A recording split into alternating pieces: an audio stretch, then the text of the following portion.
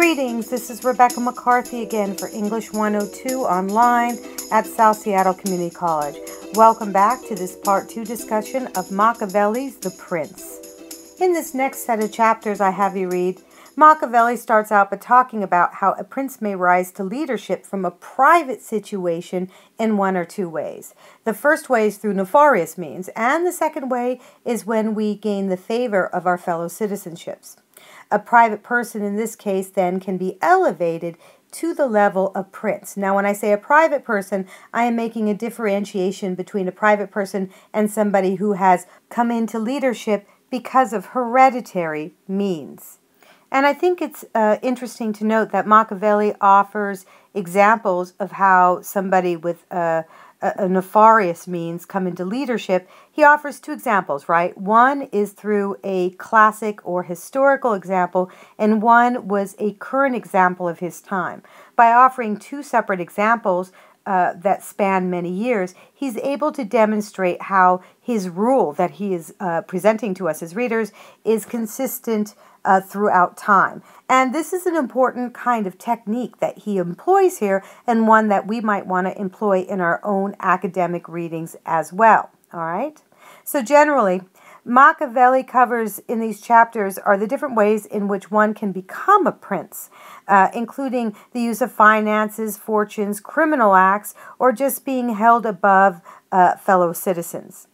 The first category we have involves the nefarious prince in his discussion, the person who uses crime in order to achieve the goal of leadership.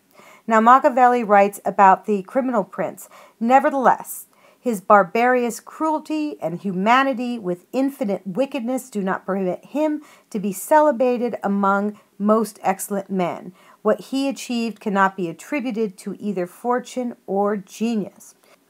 The problem with seizing a state using cruel or mean means is that you will end up losing the support of your people, and you will probably never regain it, right? So if you have to be mean, as far as Machiavelli is concerned, and if you have to kill people in order to gain your rulership, then Machiavelli suggests the following, and I am quoting, "Hence, it is to be remarked that, in seizing the state, the absurder ought to examine closely into all those injuries which it is necessary for him to inflict, and to do them all in one stroke, so it not have to be repeated them daily.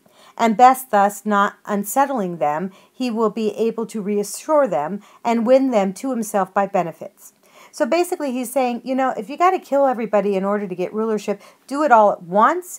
Don't do it a little bit at a time, so that you can assure all your citizens, listen, it happened once, it was needed, we're going to be good after this point, right? That's the advice he's offering. Then he also writes, "He who does otherwise, either from timidity or evil advice, is always compelled to keep the knife in his hand. Neither can he rely on his subjects, nor can they attach themselves to him, owning to their continued and repeated wrong. For injuries ought to be done all at one time." One of the reasons this section is so important is that it gives us insight into Machiavelli's overall philosophy.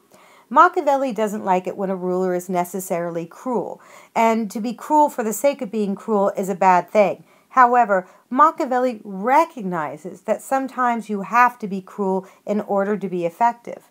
Sometimes you have to be mean. So he searches out the ways in which that meanness can be limited, and the ways in which you can turn around and then save your reputation among the people so that you can continue in leadership position.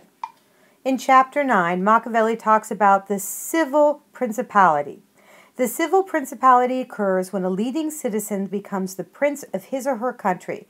Now, of course, I added the word her here, but of course, during Machiavelli's time, it was very rare that a woman would ever ascend to a throne-like position. In this circumstances, the beloved person is made a prince either through the favor of the people or because of the favor of nobles in society. This particular person does not have to be a genius. They don't even have to be terribly smart. But he or she normally possesses some kind of shrewdness that will allow that person to be made a prince or a ruler.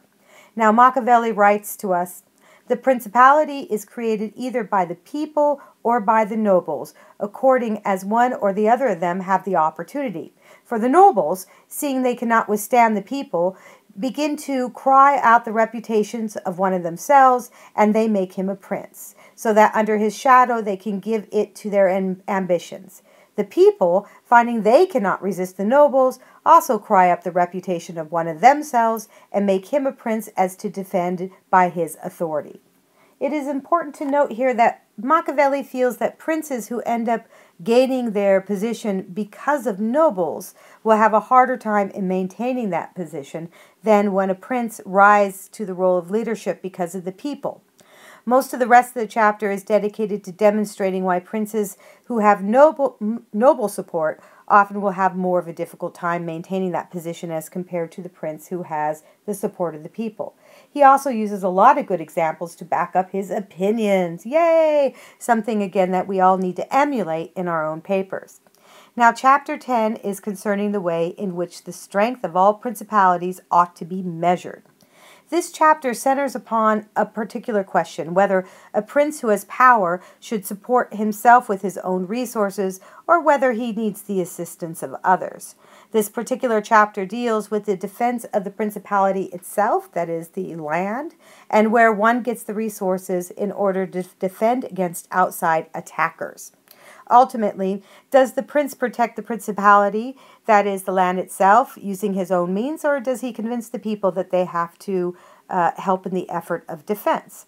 The key for Machiavelli really comes down to this idea of preparation and preparedness in anticipation of attacks.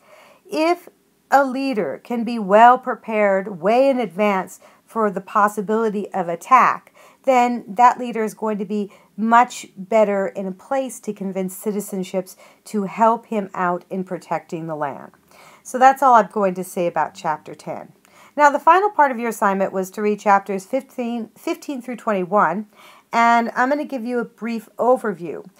But what's really interesting about these chapters, in some ways, I think they're almost the most important chapters of the reading this week, is that we get into the area where the historical groundwork for why the term Machiavellian was developed. Rulers that wrote upon leadership before Machiavelli often said that rulers needed to be truly virtuous, and they needed to have the 5 virtues, and he talks about those virtues in the chapters. Rulers that wrote upon leadership before Machiavelli said and pulled upon this tradition that came from us by the ancient Greeks and the ancient Greek philosophers, starting with Plato and Socrates. These two writers, although of course Socrates didn't write anything down, Plato did, but Plato suggests that the best ruler might be one who is actually a philosopher, a ruler who is willing to live up to the high virtues. Because many rulers were often given the fine qualities and were thought to be physically or metaphorically in line with the gods, or actually related to the gods themselves, there was this understanding that because of this relationship between the ruler and the gods, that the ruler would inherently act upon the virtues, that virtues are ethically sound and continual alignment with the needs of one's citizens. Machiavelli kind of blew all of this philosophy out of the water, and he got rid of the idealism that is embedded in a lot of this concept that a ruler is naturally virtuous. Machiavelli, on the other hand, is not so much interested in this ideal theory of leadership, but he is more interested in the practicality of leadership. Therefore, Machiavelli suggests that leaders should not always be virtuous, but they should be pragmatic. Machiavelli actually writes, "For a man wishes to act entirely up on his profession of virtue soon meets with what destroys him among so much that is evil. Hence, it is necessary for princes wishing to hold his own to know how to do wrong and to make use of it, or not, according to necessity." Such a suggestion might seem commonplace for us today. I mean, it even seems logical, but during Machiavelli's time, oh my goodness, he was basically challenging a long-standing philosophy and system, and therefore he offended many people, including, by the way, the Medici, who his book was dedicated to.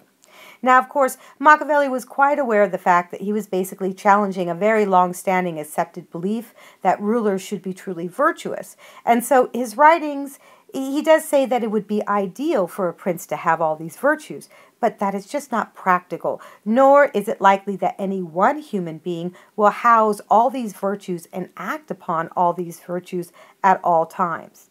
For a prince, the most important thing is that this prince must protect his or her state, and as a result, not only are virtues needed, but questionable tactics may be needed for this as well.